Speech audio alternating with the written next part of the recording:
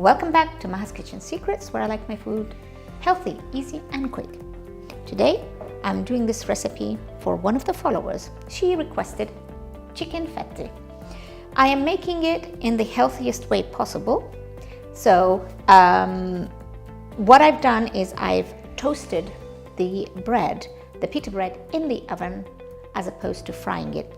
Even though in the olden days my grandmother used to use old stale bread, so it just soaks up all the stock. So I've got toasted pita bread. Look at the recipe on my website.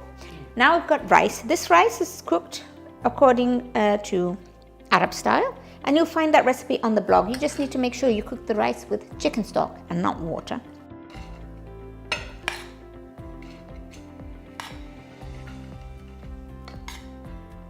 Then I'm just going to add some chicken stock. And now the tahini sauce. This is tahini yogurt sauce. Again, I have this on my blog. You'll say, like, why do I have this on the blog? Because so many dishes require this, and it's just so much easier when you just go to the basic recipe and just find it there. I'm gonna put chicken. This is traditional.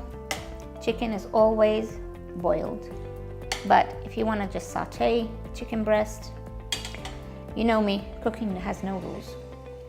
Pepper, parsley, and finally pine nuts with